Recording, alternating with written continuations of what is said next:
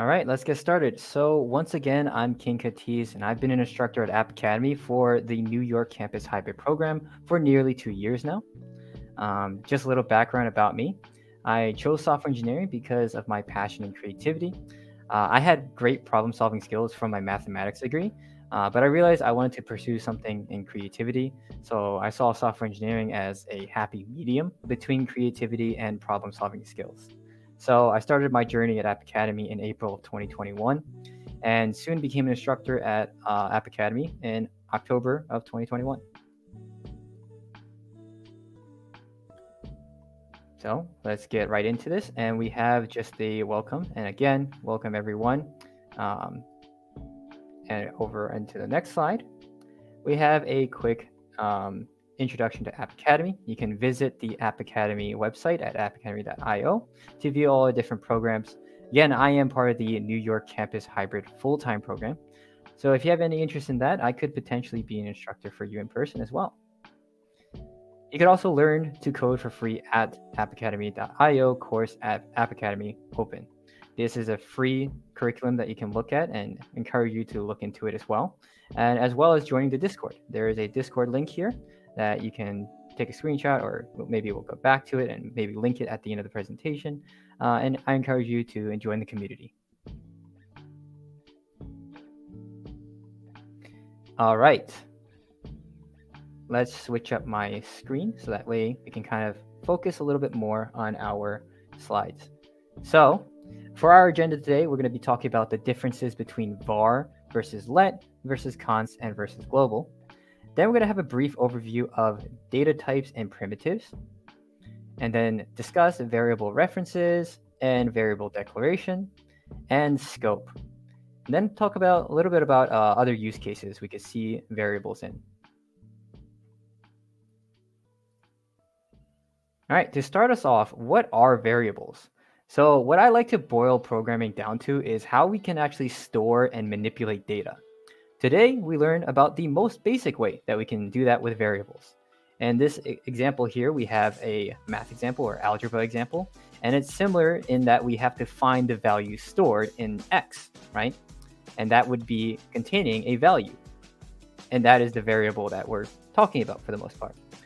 So to really give a demonstration of this, I'm going to open up Chrome DevTools. And Chrome DevTools will allow us to take a look at the console here and really test some things out. So I'm going to do something like 15 plus 20, right? We know the 15 plus 20. Actually, let me make this screen a little bit bigger for everyone to see. I'm focusing on just the console part here. But 15 plus 20 we know is 35, right? But we can't refer back to that information anymore.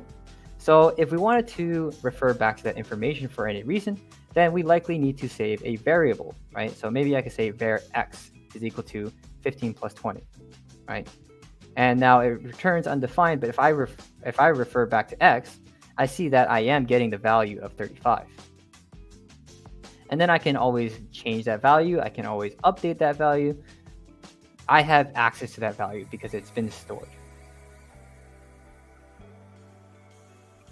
All right, let's move on to the next slide. Now, how do we go about creating variables? So there is a convention that we should follow, which is something called camel case.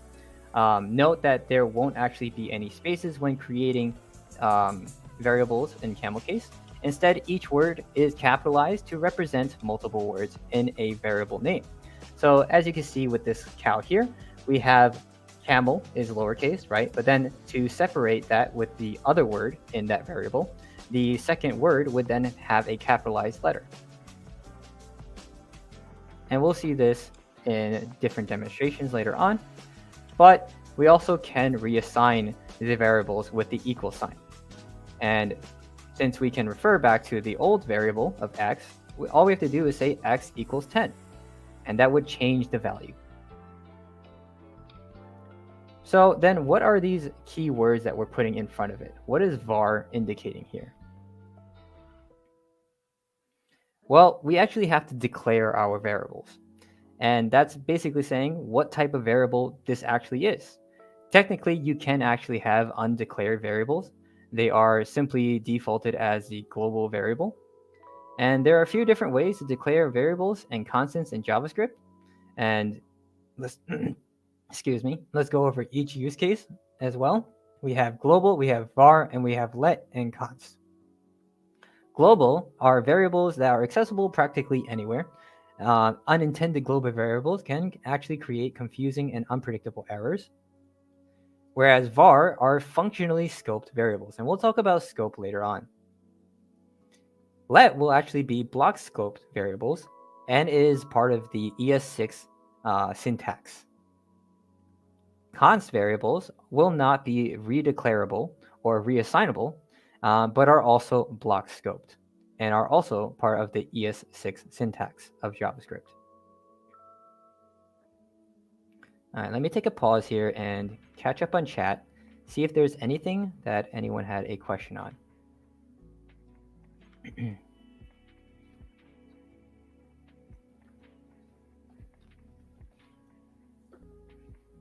All right, seems like we're all looking good so far. See, somebody is finished with the part-time online program. Congratulations. All right. Let's get back to it. All right, data types and primitives. Just a brief overview. What type of data can we actually store in these variables? Well, we have two different options. We have primitives and objects. Primitive data types are considered immutable, whereas objects are mutable. So an example of an object is like an array. Whereas we can actually look at the primitives down here. These are all the different primitive data types that we could use. Boolean, so something like true or false. Null, undefined, numbers, strings are also immutable, and as well as symbols, which are part of ES6.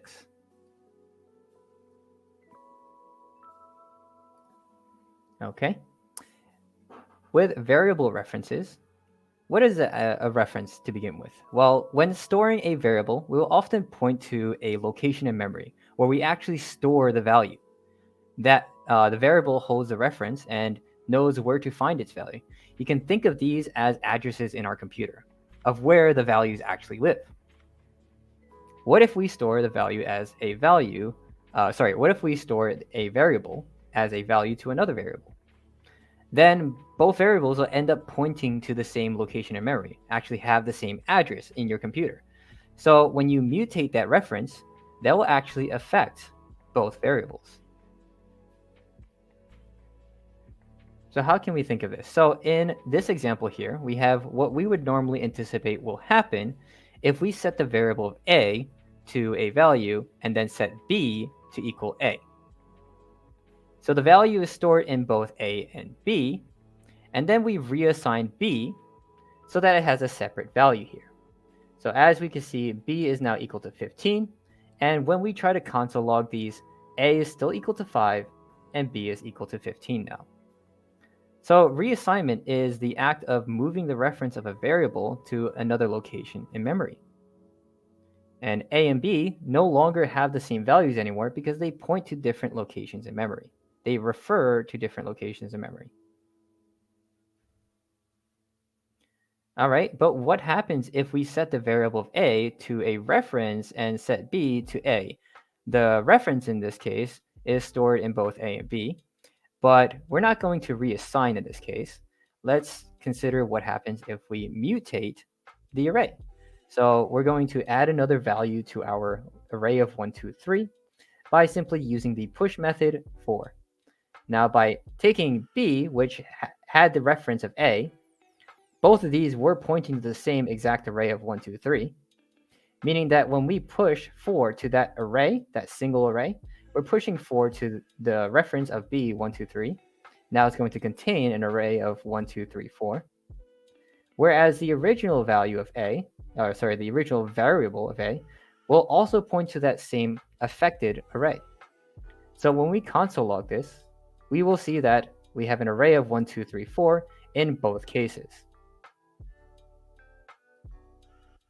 So why did this happen? Well, that's because they still stored the same reference, and we didn't actually reassign the other value. so it didn't change where it's pointing to in location of memory. The reference is still the array itself and not the values inside. So when we actually mutate that array, we didn't change the reference. We only change what's inside. So the b variable being mutated will affect the a variable. And just as a little demonstration, we can try this out in Chrome DevTools. So if I open up Inspect here, bring this out a little bit, what we can do is say let a equals 5, and you can say let b equals to a, right? So we can see that a is currently 5 and b is currently 5. Now let's try to set b equal to 15. Okay, b is equal to 15. What is a currently? A is still 5, right? Because of that reassignment, we are no longer looking at the same place in memory as a was. All right, what about this scenario when we had a is equal to an array of 1, 2, 3, and we had b equal to a? Well, when we try to take b, which we know is going to be that array of 1, 2, 3, and we try to add another value by pushing 4, then let's take a look at b and see what our result is. B is going to naturally be an array of 1, 2, 3, 4, but our unintended outcome is that a is also pointing to 1, 2, 3, 4. And that's because of how variable references work, and that both a and b are currently looking at the exact same array.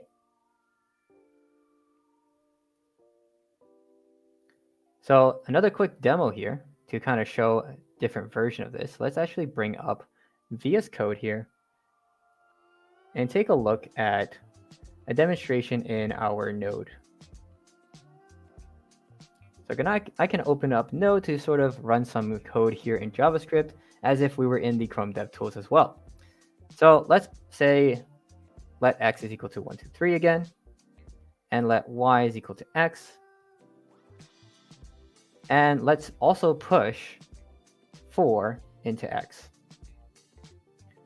while we push something, a value into y. So if x and y were both referring to the same reference, then that means that they would get both values of 4 and 5, even though we're pushing them to do 2 different variables because they reference the same point. So if we take a look at x, it is going to contain 1, 2, 3, 4, 5, as well as the value of 5, which y pushed.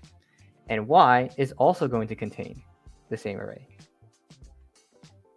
Okay, let's try this again with, let's clear this up so we can kind of start over again. And let's try this again where we have a different scenario. So we'll have x equal to 1 through 3, y is equal to 1, 2, 3. And notice that these are 2 different arrays that we've set to x and y, right? So they're not going to point to the same reference. So if we said x.push 4, I'm adding a 4 to my array that x is pointing to. And let's try y.push of 5. I'm adding another element to my array that y is pointing to. And let's take a look at what happens if we look at x, which is going to contain an array of 1, 2, 3, 4. And what about y? It is going to contain an array of 1, 2, 3, 5. Meaning that these are separate arrays, and they will not point to the same array because we have not set y equal to x.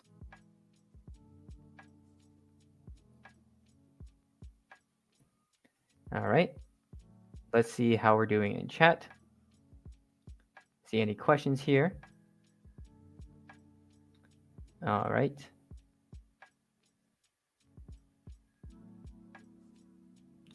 All right, we have a question. For variable, here, let me put this up as well. For variable reference rules, your A and B assignment example, can the rules be different for another language like Ruby? Or are they generally the same across all languages? So variable reference rules can be different across languages, and in particular, JavaScript does have a particular rule that we won't really get into today to kind of condense the material we'll talk about. But they are mostly generally the same across multiple languages.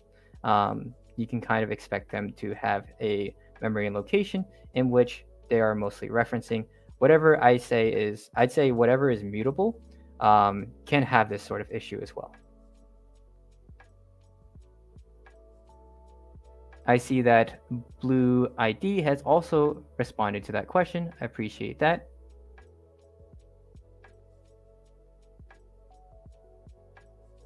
All right. Can we increase the size of the text? Yes, we can. Apologies for that. Is this better? Should we increase it a little bit more?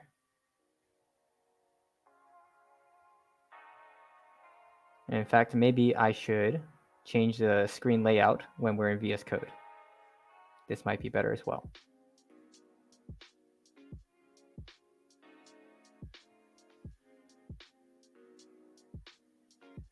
Okay, awesome. We're going to head back to the slides though. So I'm going to change it back to this format. And actually we do have a demo. Actually, that was a demo we just did. We're going to move on to the next slide. Variable declaration. So variable declaration is going to be a process of how we actually declare a variable. So it starts off with declaration. This step of the process is basically saying, hey, there's a variable called banana. Then we have the initialization state, in which is saying, hey, this variable, let's give it a starting value, aka the very first assignment. We're going to give it a value of 2, or maybe a value of yellow, right? And then we're going to have assignment, or sometimes referred to as reassignment state, in which we're going to say, wait, let's change the actual value of this variable. All right, so then there could be a possible state in which you actually hit a temporal dead zone, which is saying that we cannot actually access a variable before we hit the initialization state. So if you try to use a variable before initialization happens, you actually get an error. But JavaScript allows this to happen because of this one feature, which is hoisting. JavaScript will actually hoist let and const declarations, but not initialize it. JavaScript also hoists var declarations and will be initialized to undefined. So there is some key differences between those, in that the let and const declarations will not actually initialize, it will not hoist the initialize, whereas the var declaration will be initialized to undefined to start. And hoisting you can think of as moving that declaration to the top of the file, or to the top of that scope.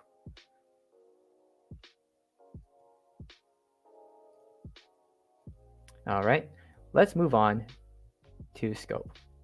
So scope can be defined as a set of variables that are available for use within the method. The scope of a function includes 1, the function's arguments, 2, any local variables declared inside the function, and 3, any variables that were already declared when the function was defined, such as a nested function scope that includes the variables declared in an outer scope. And we'll get into a demo of what that looks like later on.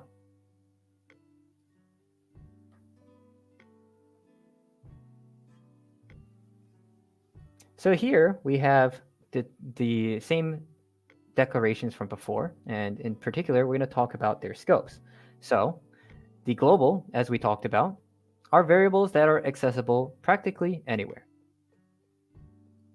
And they are typically avoided because of the fact that they could be unintentional, confusing, unpredictable errors.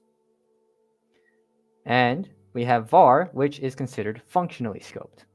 So it is scoped within the function that we define the variable in. Doesn't take into account what block we're in. And what does it mean to actually be block scoped? It means to whenever we have curly brackets, if we're in an if condition, if we're inside of a loop, those are considered block scopes. And we'll see an example of that shortly. So let here is something that is a block scoped variable, and const is also a block scope variable, which both of these are ES6. And the difference between ES6 and ES5 is that ES6 is something introduced into JavaScript more recently.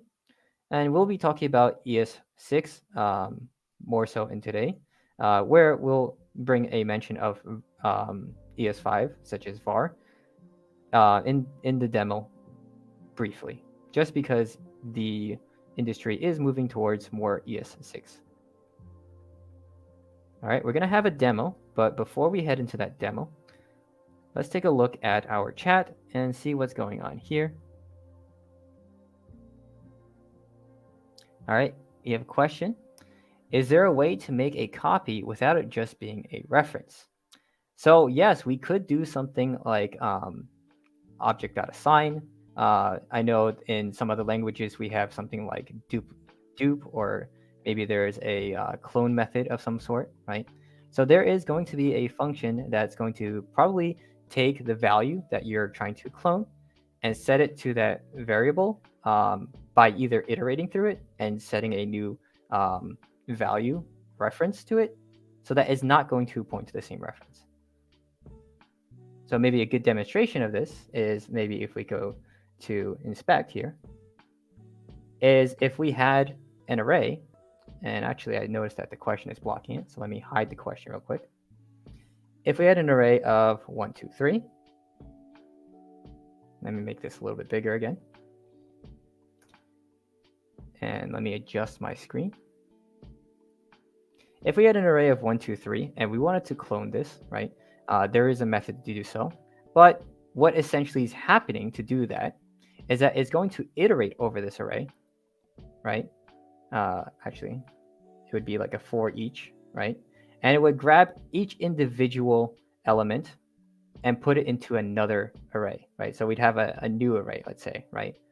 A new array, maybe we'll say let new array. Well, this would be some array outside that scope, right? And then we would grab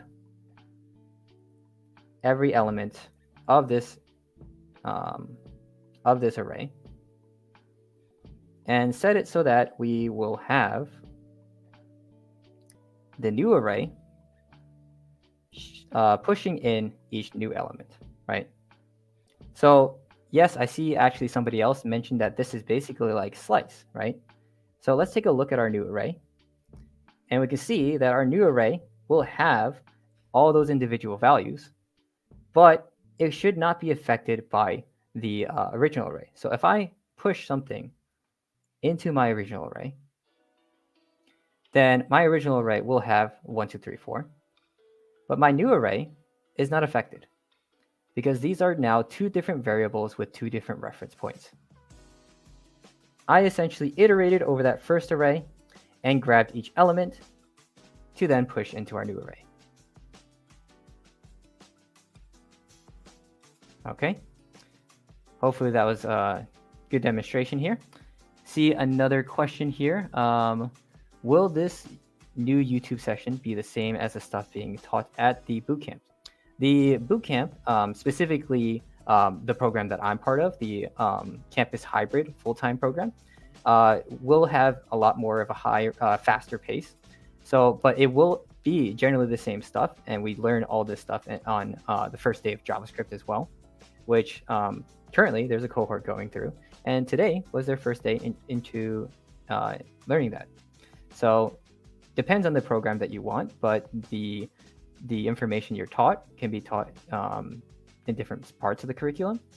So I think that generally the format of teaching and the structure of teaching is the same. So if you really, if you find interest in this format, then feel free to look into it. Definitely highly recommend it.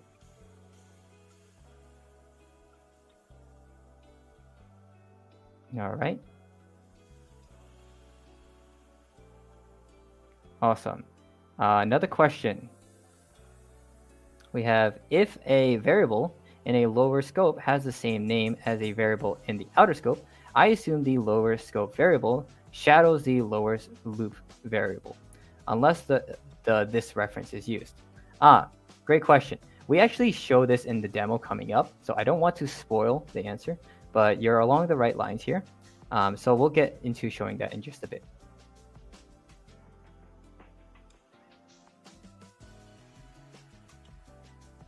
All right, let's head into that demo I was talking about.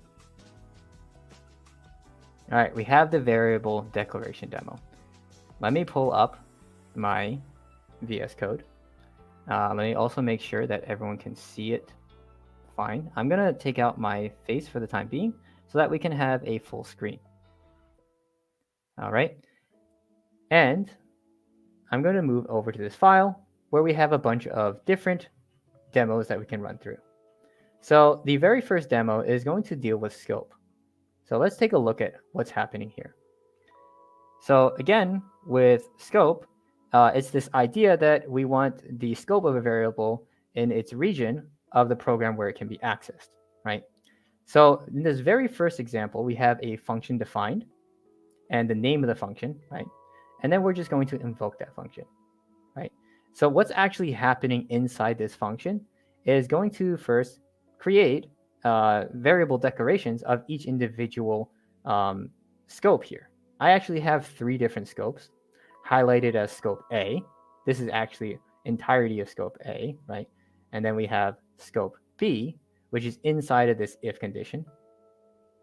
And then finally, we have scope C, which is just curly brackets to indicate a new scope. So you see that inside this code block is denoted by just curly brackets around this execution of code, meaning that this is what it means to actually be block scoped. Again, you can kind of refer to this as whenever we have curly brackets, right? These curly brackets indicate a new scope. So let's quit out of our node here.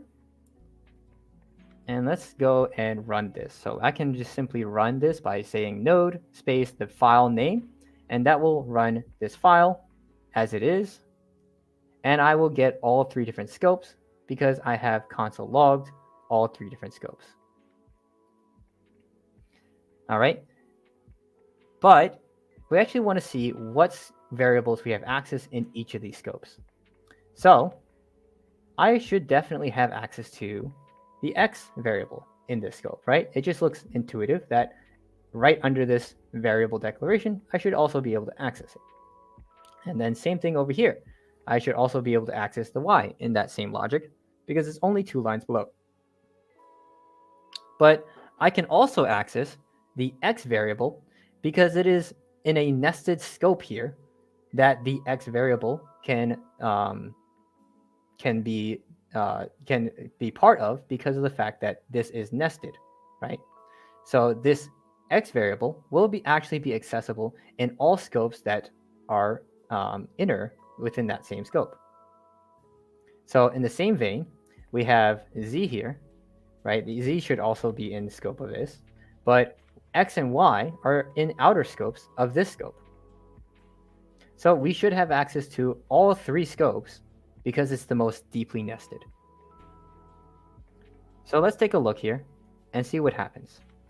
So in scope A, we can see that we printed out X, right? And console log is just a way for us to print out some string, some values, right, into our console. And scope B here is going to show that we have both X and Y available.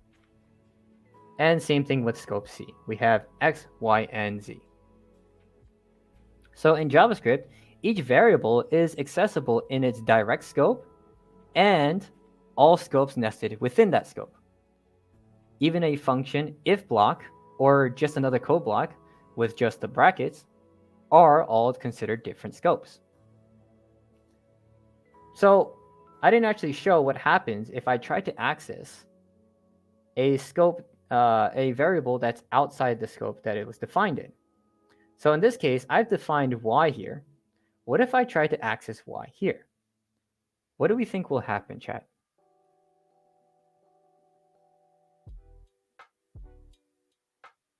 give it a moment to see what people come up with.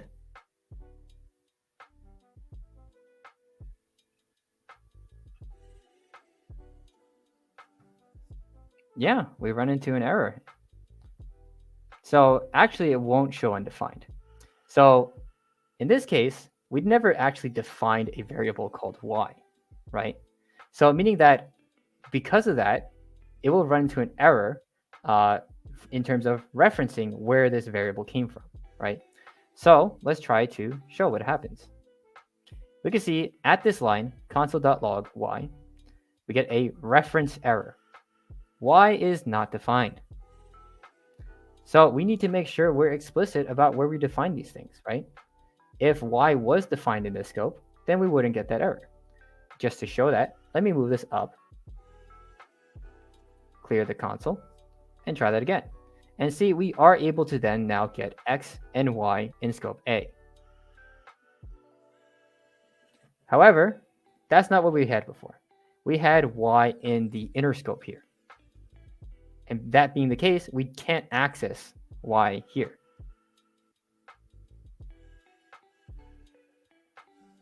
All right.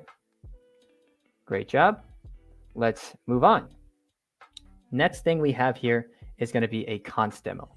So const can only be declared and assigned once. This is also block scoped. So again, with that idea of block scoped, what does it actually mean? A block is an expression that is enclosed with the curly brackets. So blocks don't only exist for loops or while loops. It also includes if statements and even creating a new block scope by simply just putting the brackets, right? This is its own scope. So let's test in VS Code and Node here. I want to see what happens if I try to create a fruit variable, call it banana.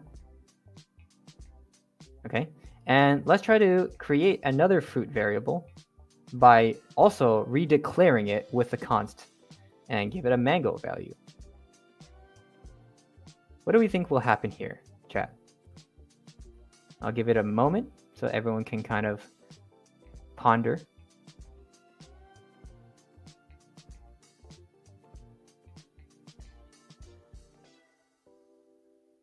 So what do we think will happen here? If I try to set const fruit is equal to a string of banana, and then I said const fruit again is equal to a string of mango, it'll explode. It might just.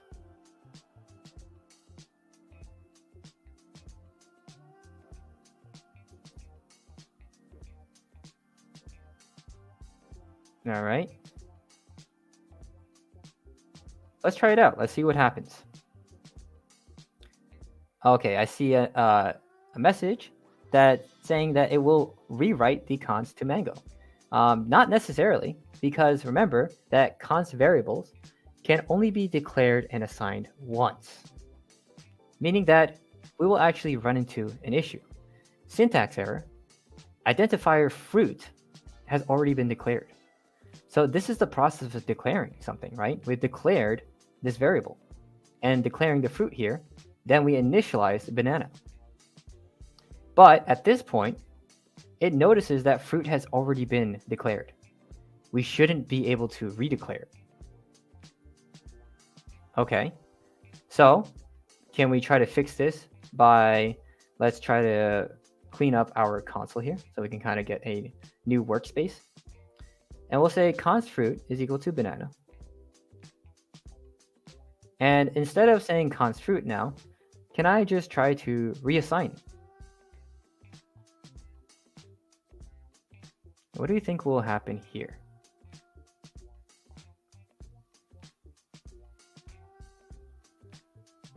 So what's different from now than before is that previously we wanted to say const fruit is equal to another fruit. But this time we remove the const because we recognize that there was an error where we can't redeclare again.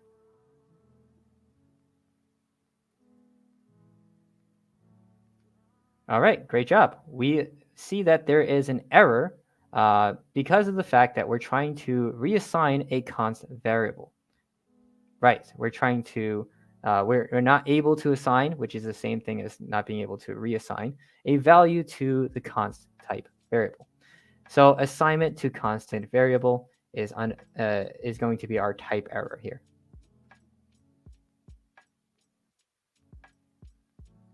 Okay, awesome.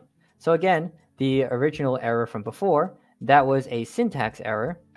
That was because we tried to redeclare a variable that can only be declared once. We are trying to create a brand new place in memory for a brand new variable, which we can't do with const, or let for that matter. But in this case, now we're getting a type error because this is where we're trying to reassign something that should not be able to be reassigned. A const, again, can only be declared and assigned once.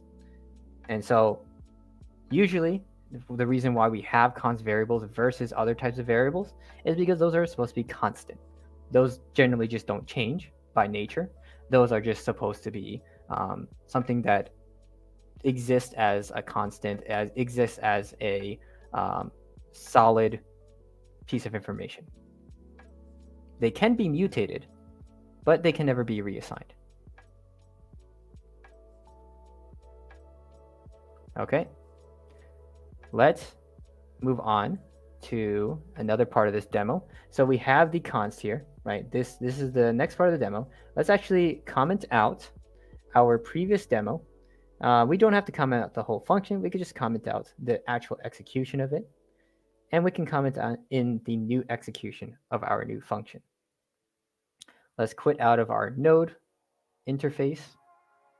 And let's run this again real quick and see what happens. So our output here is URL and Harold. Let's see what actually is happening here. So we have this function of how-to-const. We've declared a new constant variable called username, pointing to a string called Harold. So again, this is where our variable declaration is happening. And then this equal sign and Harold is denoting that we are initializing a value to that newly created variable. Okay, if that's the case, then inside of this if block, we have another declaration happening of the same named variable, username. And that is also being set equal to a string of URL. And then we are console logging username here, as well as console logging username here. However, we get two different values here. Now, why is this happening? Why am I getting URL first, and then I'm getting Harold second? What do we think is happening? Why is this working to begin with?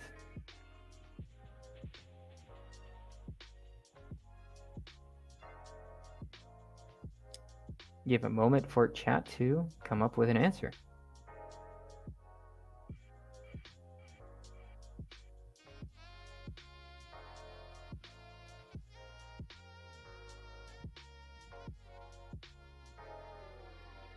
So again, we have two different const variables, right? We just showed an error, right? Where we were running into where we couldn't redeclare the variable again. But why is it that we can redeclare it here? We get that there is possibly a scope issue, right? Okay, so let's see why there's a scope issue. So what's happening here is we're first declaring the username variable, and that's going to be in the scope of this scope, right? If this was maybe considered scope A, right? Scope A has access to now a username variable. But inside of this is an if block scope, which is going to have its own scope, right? It's going to be scope B in this case. And it can have another username variable. So this is perfectly fine because of the fact that it's in another scope. And so when this console logs username is looking for the username that is within the scope first.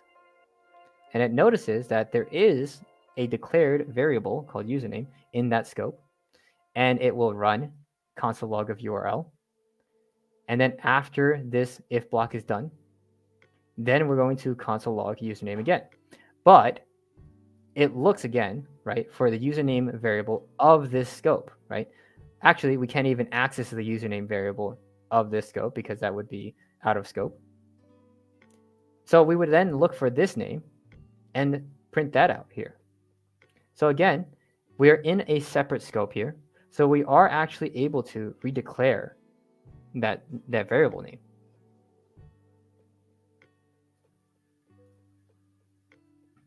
Okay.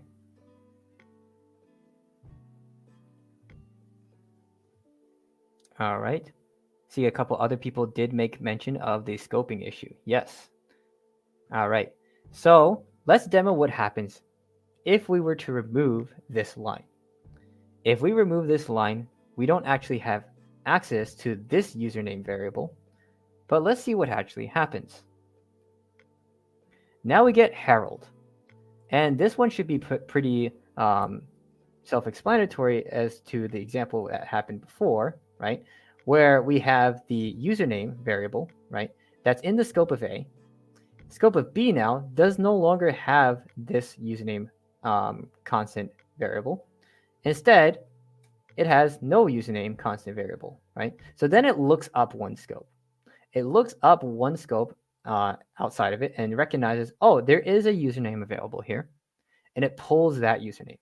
So it actually pulls Harold into the scope here whenever we refer to username. So when we refer to the username in this case, that is accessing Harold here. And it's the same idea up here where we had a variable X in this outside scope that we can access in the inner scope, right?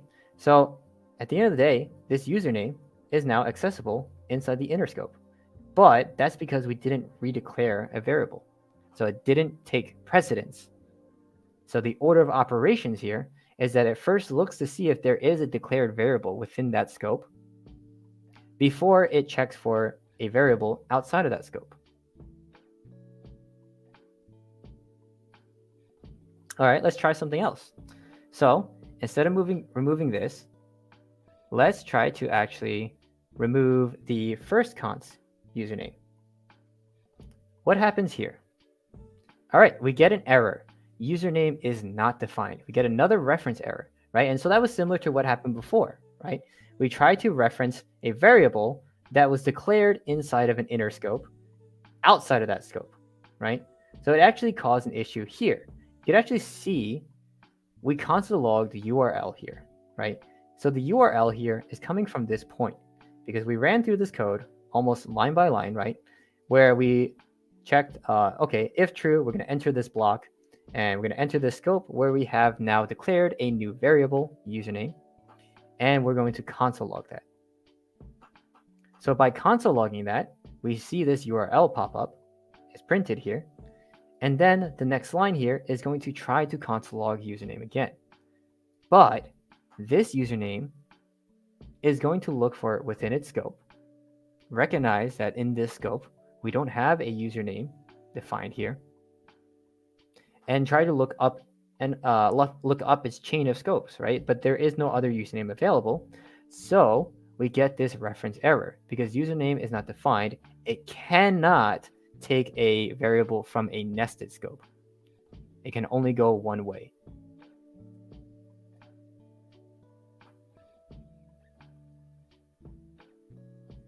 Okay.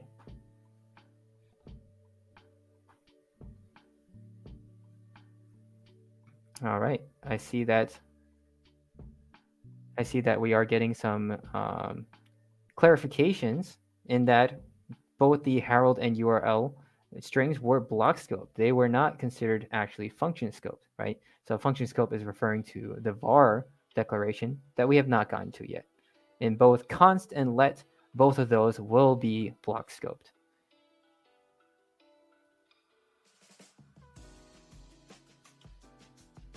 Okay, let's try another demonstration here. So what if we actually remove the const here? Well, in this case, now we're setting seemingly a free floating variable equal to URL. let's see what happens.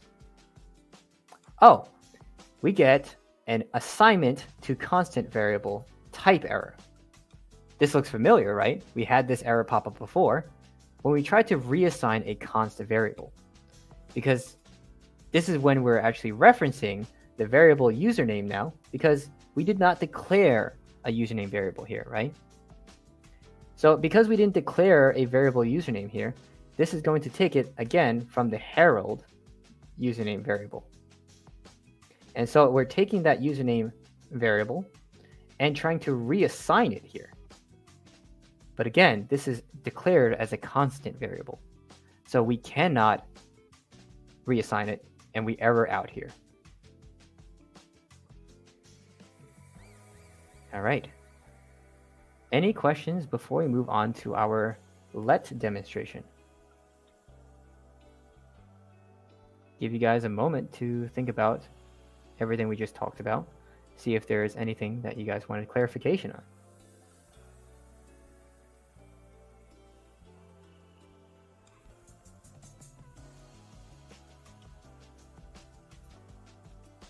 Let me add some notes here.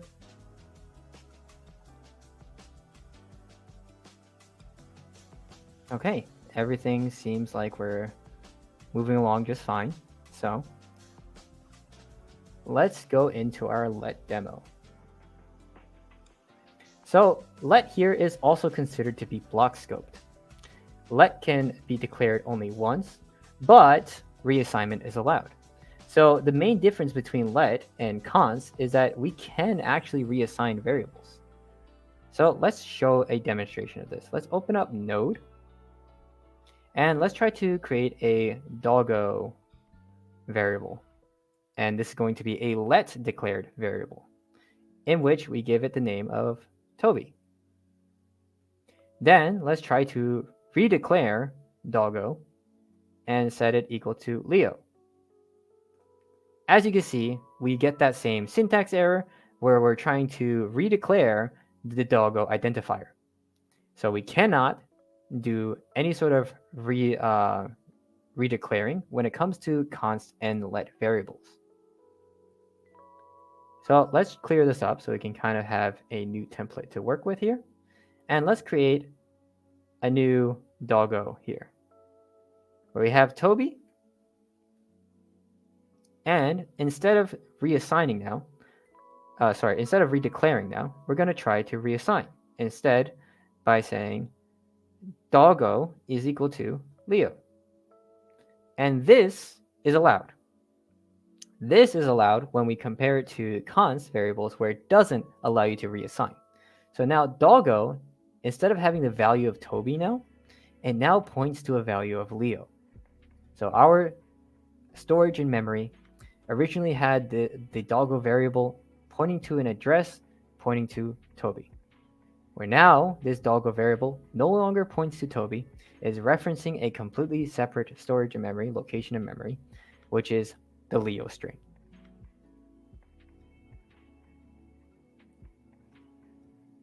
Okay, so let's see how the let demo here plays into this. So we have a similar function called how-to-let, and I'm going to comment out our previous execution of how-to-const, and I'm going to comment in this function now. So what's actually going on here is I'm going to create a secret variable. I'm secretly a cat. That's going to be in the scope A here, right? But inside of this if block is a separate scope. And we have here seemingly a reassignment, right? We're trying to take the secret variable from an outer scope and reassign it. And then we're going to console log secret, which should be a variable within this scope, right? Accessible in this scope. And then we're console logging secret, which should be the variable that we have outside here. So let's see how that looks. Oops. Let's clear. And let's do node of the variables.js and see that I get both I'm secretly a banana and I'm secretly a banana. So as you can see, we actually changed the variable of secret before we even got to this console log, right? Because both console logs here are printing the same, I'm secretly a banana. So it actually changed the value of this secret within the if condition and impacted the outside secret value, right? Since this is block scope and there is no other secret variable the nested scope can refer to, we're going to refer to the outside secret scope. And then we are just going to reassign it and now print that out with our console log. And at this point, where we have secret, it was already been reassigned. So now it is going to print out the reassigned I'm secretly a banana.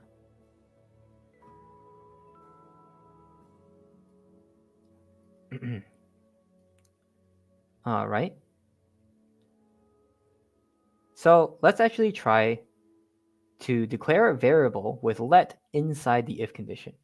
So over here, I'm just going to add let right in front of here. So let's see what actually happens here. Let's rerun this. And we get that I'm secretly a banana and I'm secretly a cat. Okay, so what happened here? Well, we have that let secret declaration happening here in the outside scope. You have the initialization of that value. And then inside of this other scope, we have another variable being declared and another value being assigned or initialized here. But the secret that this refers to is specifically the secret that it can find declared in this scope, right? It's very similar to the situation that happened over here, where it looks first in terms of order of priority for the username within that scope declared first. If not, then it looks up one scope to see if username is there. So in the same vein, we have secret here already being declared. And so it has no issue with referring to that secret. Okay, and then at this point, when we're outside of this inner scope, we're at this other secret, and we're trying to refer to this secret, which is going to look again for a declared secret within this scope. This scope referring to the outer scope here, not including the inner scope, right? And it recognizes that there's a let secret, I'm secretly a cat, which is going to take precedence before it looks up an outer scope. It actually will never see this scope's secret. So if this secret was not here, we would then get an error because there is no reference to secret. So even though we have two different declarations of the variable secret, we don't get an error for that, whereas we did in the node interface because we're in two different scopes. So the secret inside the condition will refer to the local variable defined there.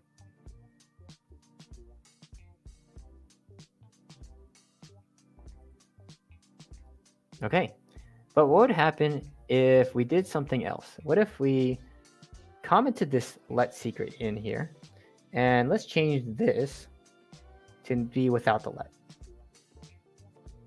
Let's see what happens. All right, I get an error that says it's a reference error, saying that I cannot access the secret variable before initialization. So what's happening here? So we created this secret variable, right? And it seems like we're trying to reassign that variable, right? And then we redeclared another variable here, right? So what actually is happening is that because JavaScript does something called hoisting, it's going to run the declarations of all the of everything in this current block scope, essentially running it at the very top of the scope, but it will not initialize it. So we can almost see this as let secret moves up to here, right? But it doesn't initialize it, which then gives us an issue because we're trying to reassign something that has not been initialized. So secret inside this if block is actually going to be searching for a local variable defined in the block instead of seeing this outside scoped secret variable, since it recognizes that it has not been declared yet, right, in order of operations here. So we then hit this error because the secret variable has not yet been initialized. So again, it will run through all the declarations that it can of this scope, and it will run through it at the very top of our scope. So it looks something like this. It takes this let secret part, moves it all the way up to here. It runs a declaration for it, not the initialization, and it recognizes that, oh, we're going to take this secret variable and we're going to try to reassign, which is not part of the initialization phase, right? So that's going to cause an issue, and that's going to cause a reference issue specifically, that we cannot access the secret variable unless we have initialized it here. So in general, we should have all our declarations and reassignments in this order, where our declaration has the initialization at the top of our file, and then, or at the top of our scope, and then the reassignment comes after. So this would be the cause of our issue, and this is an example of a temporal dead zone, which is what happens for let, and it sometimes happens for const, but usually less common. And this means that you're trying to evaluate or use a variable before it's been initialized in that same scope. So again, that has to do with hoisting in JavaScript, so that let and const declarations are hoisted but are not initialized, meaning they have no value currently. Okay. I see a question or comment in chat. Let's take a look. The console log secret of the inner scope is executed before the console log, referring to the outer scope. Am I saying this correctly? Yeah, this is exactly what's happening.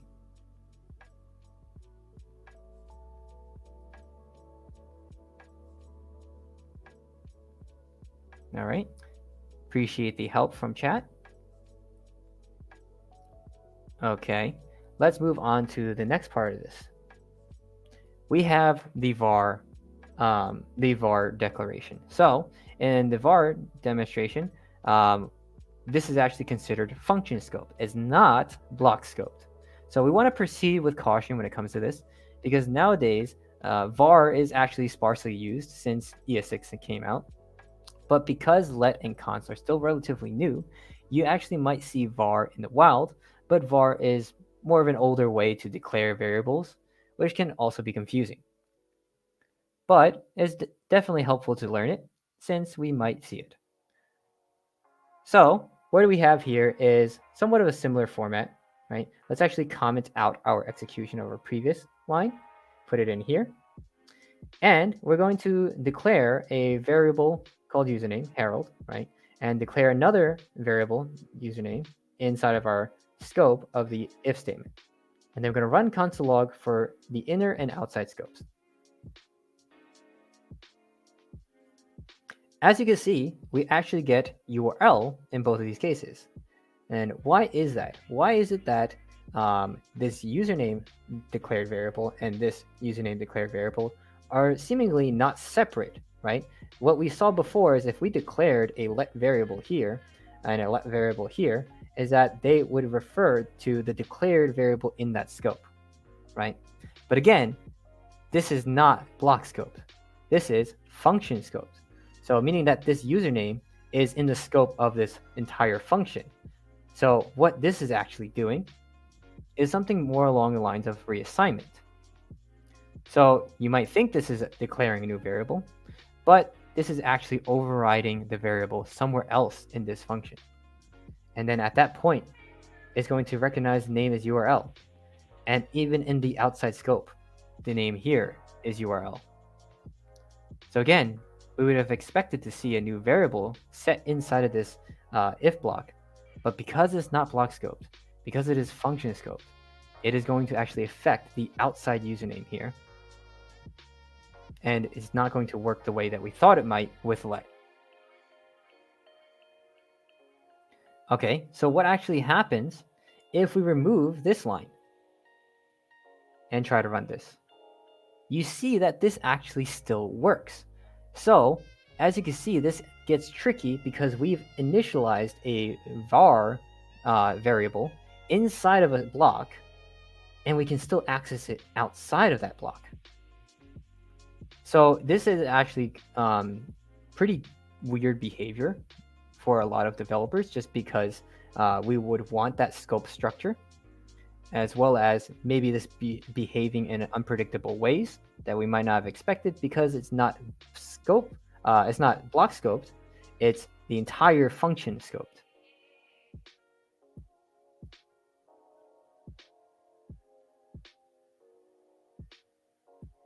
Okay, now let's move on to our last demo here, and then I'll open up for a couple of questions before we move off the demos. As we can see, we have the global variables. This is something that we should really avoid, and it is something that is considered to be on the window. So when we declare a global variable, that means that any user that's going to load up our application could actually see that information in that variable. And on top of this, we will override any variables with that same name. So in this example, we have a silly variable that, notice, we did not declare with any explicit declaration. We don't have var. We also don't have const, right? Oops, const. None of that is here.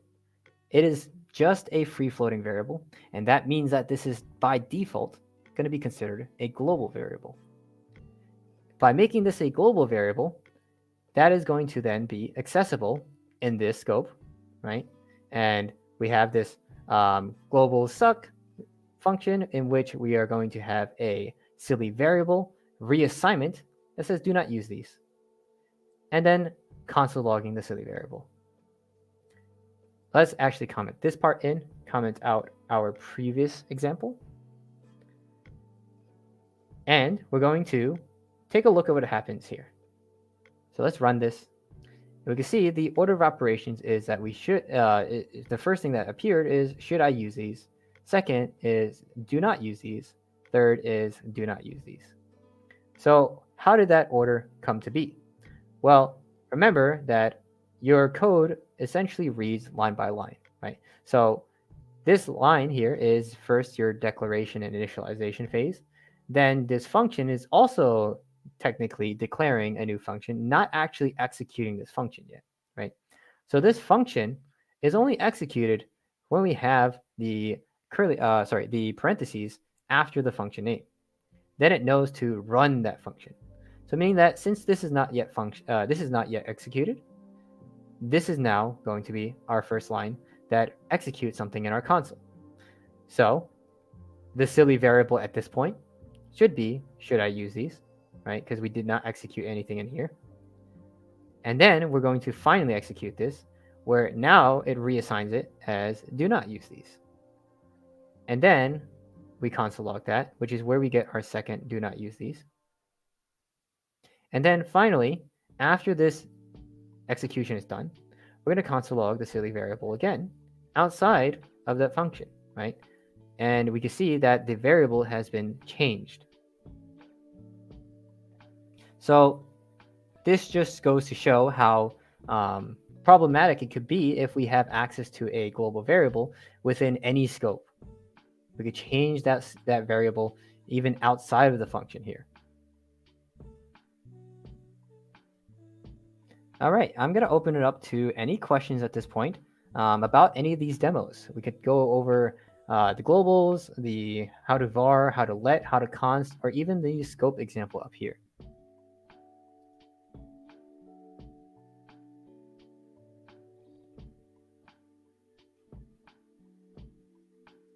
All right, I got a question asking there would be no type error. Specifically in what point? Are you referring to the globals? Because the globals here do not get a type error.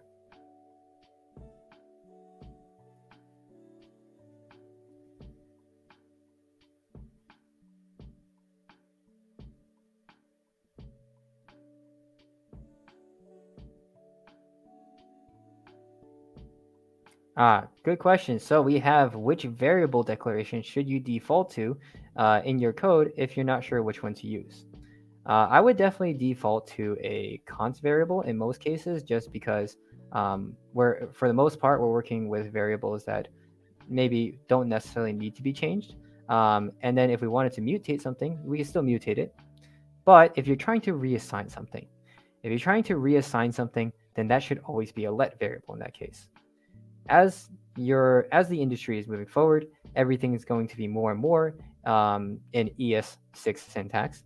So, being that that's the case, we want to also start using the ES6 syntax. Var and global are much less used, but we may still see that around. And so I would definitely suggest using const and let as my defaults.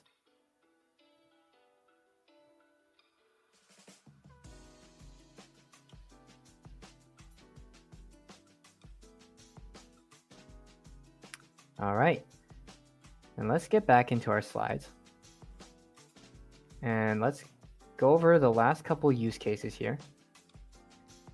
We have another use case, which is string interpolation. So the README here doesn't show, the markdown here doesn't show this really well, but the syntax is that there are backticks here. So let's actually show in Chrome DevTools what I want to show here. So in this case, if we have maybe a name variable that's equal to Kin Ka, right? And we wanted to console.log name. Well, we can see that I am able to console log name perfectly fine. I can see that it took that name variable and evaluated my string, the string of Kin Ka here, right? And that's how it printed this out. But what if I wanted to, let's say, console log something that included that string, right? So if I had maybe a hello name. So what actually happens here is I get exactly the string hello name, right? So what I would like is to refer to this variable name and not actually put in the name into our string, right?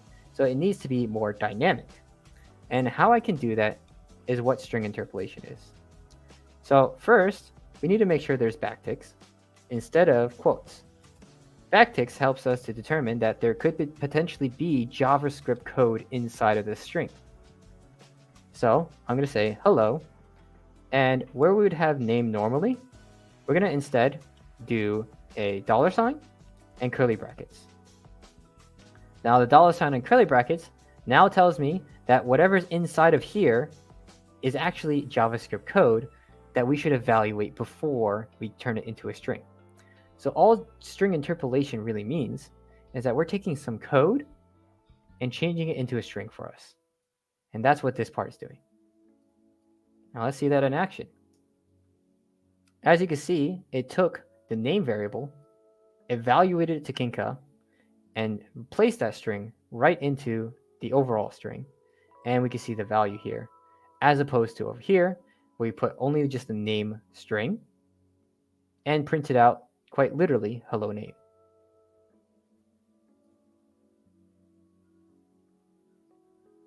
I see another question. Okay, globals do not get a type error. Are they automatically as var? No, actually, they are separate from var. They are two different distinct declarations. So var is more so a declaration that is function scoped, right? And so let's go back to our demo to show this off a little bit more. Let me change my display here. So as we saw with the var here, whatever is in scope of this would have access to the var, right? But let's see what happens if we try to access the var variable over here, maybe console.log, and we'll put in username, right? So let's comment all of this out. And so we have this var username, right? That is accessible by this console log and is accessible by this console log. So we definitely should be seeing two URLs. But this third console log, can we access that here? Let's take a look. So we actually get a reference error. Username is not defined.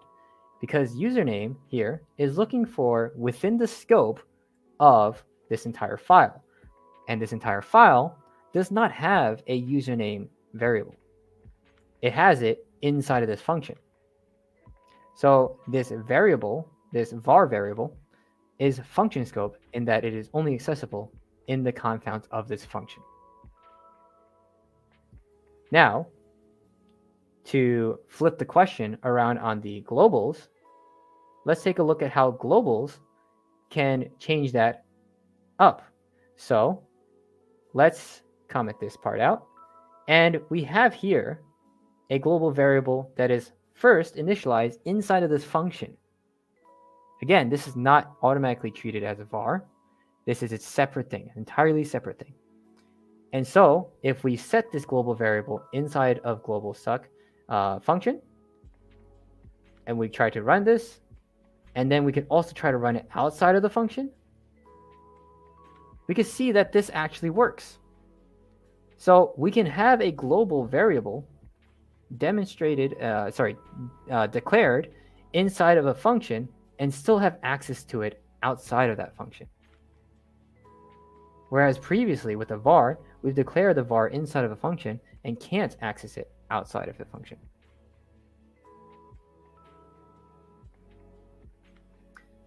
All right, well, hopefully that clarifies. And let me know if you do have any follow-up question.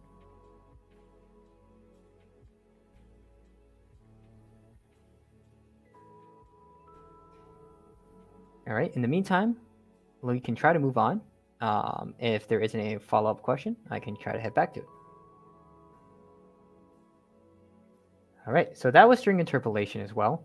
String interpolation, again, allowed us to create a string that's dynamic that essentially turned the JavaScript code into a string for us. All right, another use case here is being able to declare multiple variables. So let's try to demo all of this into our Chrome DevTools because this could be a little bit hard to just look at.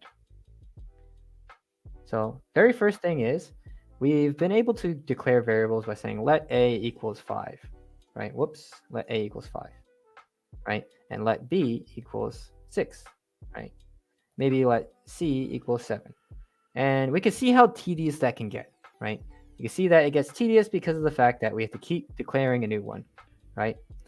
Well, what we are actually able to do is declare multiple variables by separating them through commas. So we can say something like let a, comma, b, comma, c. And simply, that's going to declare a, b, and c. Then we can say a is equal to 1. And you can say b is equal to 2. And c is equal to 3, right? So if I take a look at a, it still has 1, b still has 2, and c still has 3. So this is a little bit quicker of a way, right? Because we could declare all the variables first and then assign them. But in this case, maybe we want to do it all in one line. So what we can actually do is say let a is equal to 1, b is equal to 2, and c is equal to 3, right? And so this is just comma separating all the different initializations, declarations of new variables. And we can see that a is equal to 1, b is equal to 2, and c is equal to 3. And the last type of declaring multiple variables is something called destructuring assignment. So destructuring assignment is going to take all 3 variables here. So let's say let, and we have to represent them in an array. Let's do a new variable so we can kind of refer to them separately. And let's give them new values. So what this is going to do is take each value in this array and set it to each corresponding value to the other array, right? And so if we enter this, see what D looks like. D is equal to 4 because they are the first element of each array here. What about E? E then is set to 5. And finally, what about F? F would then be set equal to 6. So this is the process of destructuring assignment. But these are just some cool little tips, not necessarily necessary, in order to run multiple variable declarations.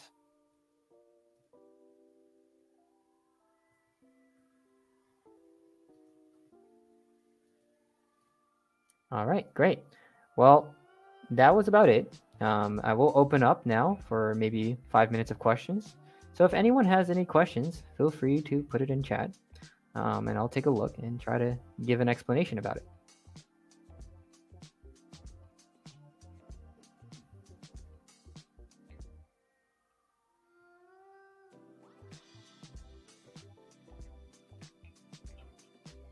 All right, just give a moment for other people to think about a question they might have.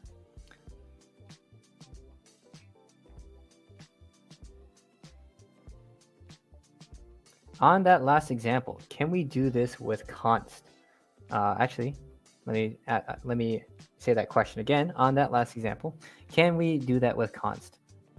Well, let's try it out. And I think it's always a good opportunity to try things out if we're not too sure, right? So let's say const A, B, C. See what happens.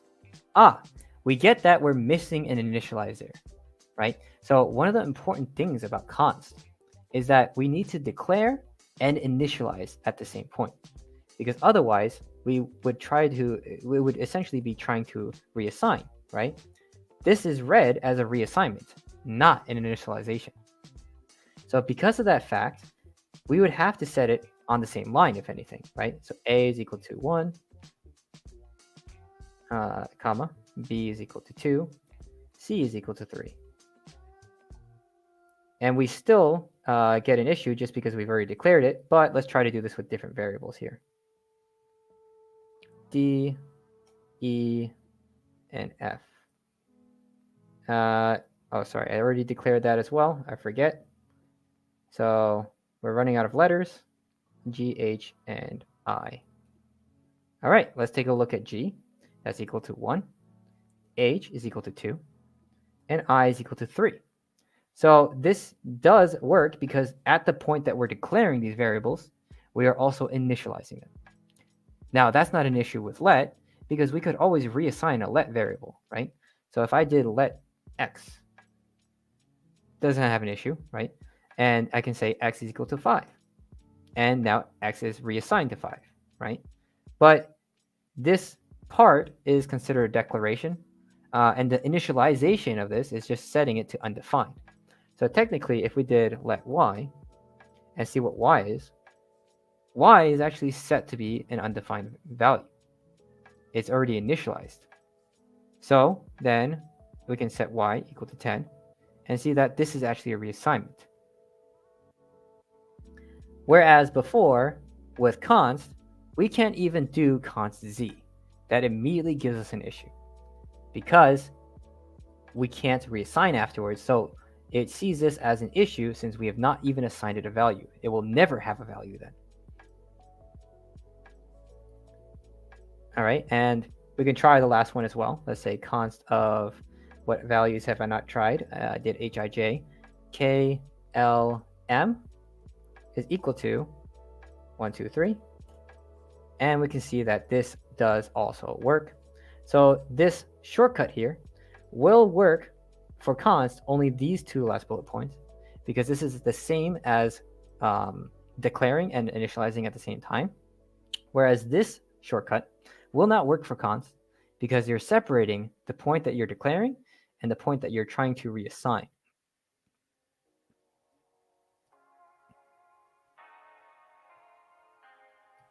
All right, hopefully that's able to clarify some things, but I will ask for maybe a few more questions before we end the stream.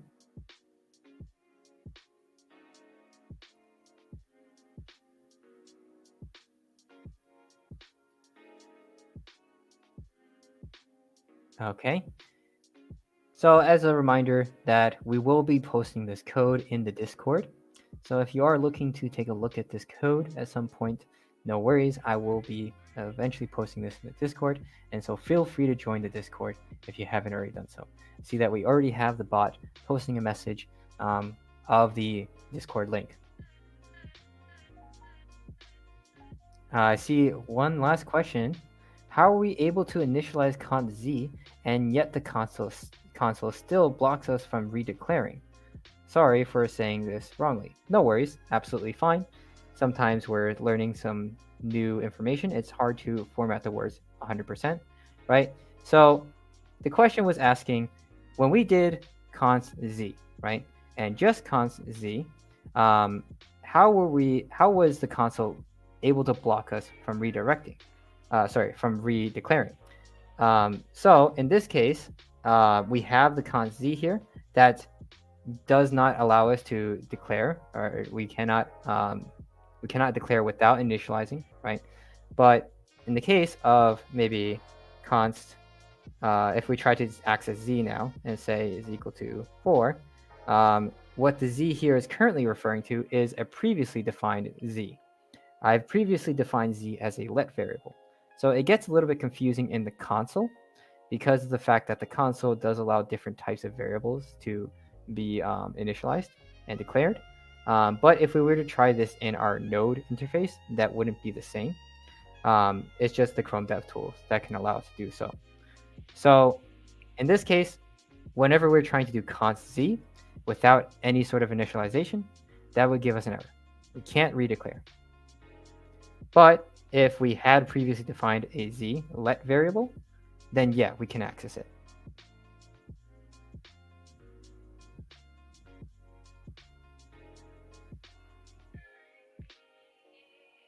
Okay, awesome. So we're going to finish up the stream here. I want to say thank you. And last thing is, we're going to actually do a raid. So we're going to be raiding the streamer Strager on Twitch. So say hi to Strager and be friendly to him. So I'm going to set that up so you guys can follow on that raid. And thank you for joining in. Have a good night, everyone.